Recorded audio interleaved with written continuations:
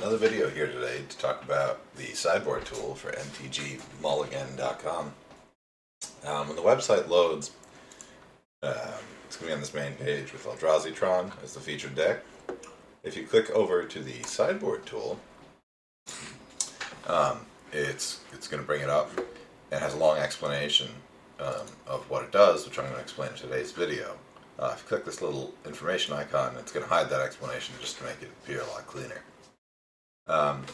So the Sideboard Tool is a way to sort of conceptualize sideboarding, and it kind of creates a rubric against which it can maximize to create the best sideboard possible. So it's very much an approximation, and it's not going to cover all cases, but I think it does provide a useful tool for working with sideboards. So this is it has the same deck list that's entered on the deck list tab, automatically entered here, and then in this second set of columns you can actually enter the sideboard cards you want to consider.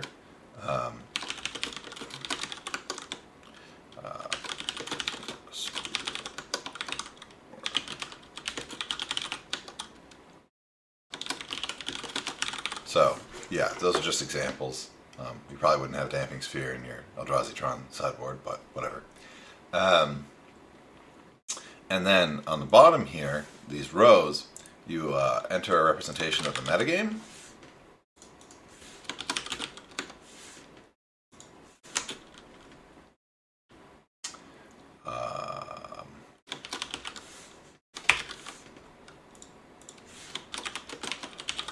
So yeah, those are just some examples. And you also can enter the percentage share of the meta. And these don't actually have to add up to 100. It auto-normalizes when it does the calculations. But I usually take numbers from like mtgtop8.com. But this is just an example. So now you have this representation of the metagame. And you also have all possible sideboard cards. You know, obviously this isn't all possible, but you could keep entering them. And what you do is, for every matchup, you rate the cards you might consider cutting, and you enter that rating here. So, for example, against Burn, you maybe think Maze Mind Tome is too slow. So you give it a value, and I usually use something between like 0 and 99, where 99 would be the best possible card in the matchup, and 0 is like a blank piece of cardboard, like it literally has no value in the matchup. So you think Maze Mind Tome might be a little slow, so you give it some number like 20. Matter, Shape, or Thought, Not Reality, List is good. Maybe, I don't know, specifically, but maybe Karn's not great, so you give it a 15. Then you do the same thing for Jund, where you decide, I don't know, maybe you think Chalice isn't good against Jund, so you say that's a 15. Maybe think, yeah, I don't know, Dismember's not good or something. You give it a 10. And in this section, if you, it'll never consider cutting a card you don't enter a number for, so, not entering a number is like entering infinity or something, like it'll never cut it. And on the other side, under your possible sideboard cards, you also enter numbers on the same scale. And then later, it'll choose to bring in any card when sideboarding that has a higher value than a card in your main deck. So for example, you might think Wormcoil Engine's great against Burn, for example, so you might give that a 30. And maybe, just for the sake of argument, you think Ujin the Spirit Dragon is also great, you give it a 25. Now, when it goes to construct the sideboard, it knows that it can bring in Wormcoils and Ujin the Spirit Dragons over Maze Mind Tomes and Karn the Great Creators, cutting the Karns first because it has a lower score. And so it does some math to actually optimize the sideboard based on this type of rubric that you fill out for all sideboard cards and metagame, decks.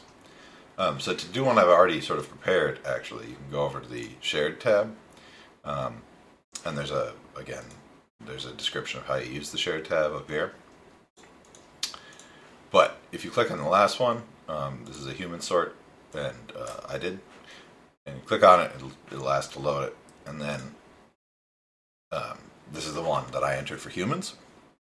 So you see, I took like 20 or 19 of the most popular decks from MTG Top 8, and then I took again from MTG Top 8, I took all possible sideboard cards that anyone has in their sideboard for humans, and I filled out numbers just like I was just doing,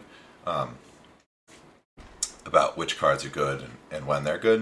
And the whole idea of this is, in constructing a sideboard, you want cards that are good in a variety of matchups, but also that are very powerful, perhaps, in a few. And it's kind of hard to balance all that. But this tool does it by sort of trying to consider, well, it doesn't consider all possible options of sideboard configurations, but it uses an algorithm which is described in the information tab to choose the sideboard cards that gives a good chance of getting a very good sideboard configuration. So once this is all filled out, you click this optimize button,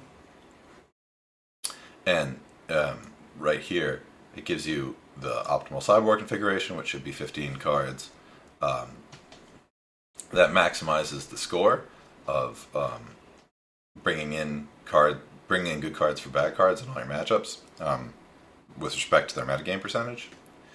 So at the bottom of the list here, or at the bottom of the page, it has basically a sideboard guide, both for the default configuration that you provide, which I have entered right here.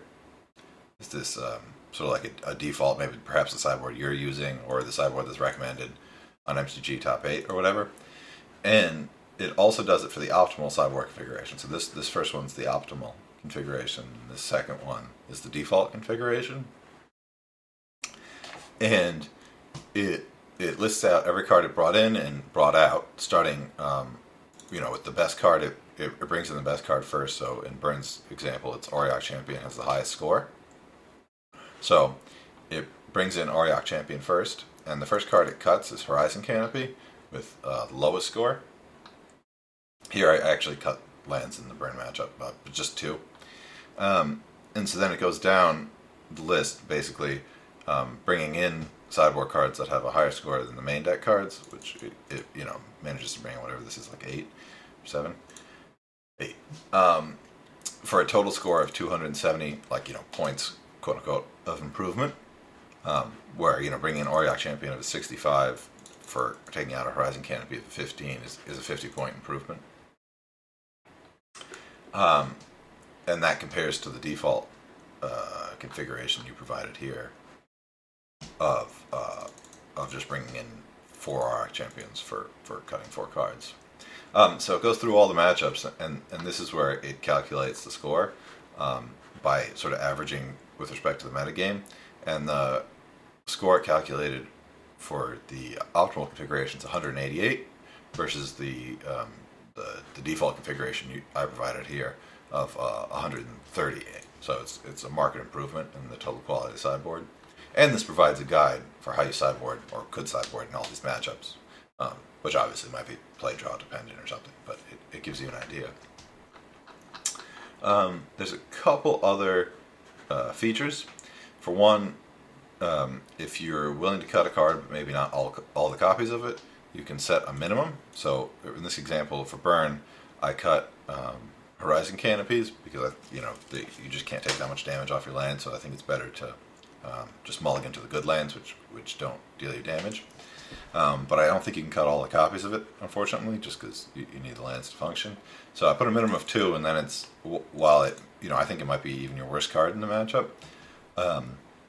you can only cut 2 copies of it. So that's what that minimum of 2 will do. You can do that for any of the main deck entries. And then in the sideboard, you can set a minimum or a maximum, and if you for example, if you set, right now it's not bringing in any even mind sensors, but for whatever reason, if I wanted to force it to use mind sensors, I can set a minimum of 2, and then when I click optimize, it's going to include 2 in the sideboard, and it adjusts the rest of the sideboard accordingly. Same thing here, for whatever reason, if you didn't want all 4 Auroch champions, you only wanted a maximum of 2, you can also set that, and it'll only bring in a maximum of 2 and figure out other cards to bring in its place. So, well, I think this tool is good for doing, for finding sideboards, like optimal sideboards. I also think it's just a good place to conceptually think about sideboarding and, what cards are going to be good post-board and their relative value.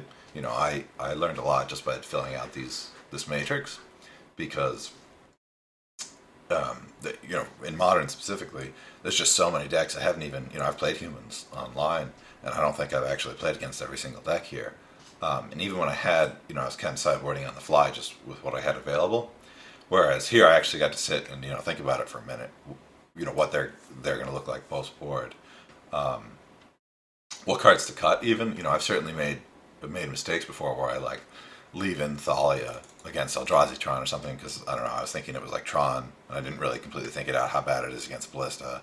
How many situations where they have plenty of mana, or they're just casting creatures or whatever. So I've done things like leave in Thalia against Eldrazi Tron, even though it's a very bad card. In consideration, I do consider it like a 10. And so this is a good place to think about that. Think about the value of all possible sideboard cards. Maybe there's things you've never even considered. You started with somebody's sideboard you found online, and you've tweaked it since then, but you haven't really holistically approached the whole thing from the top down. So this is the tool.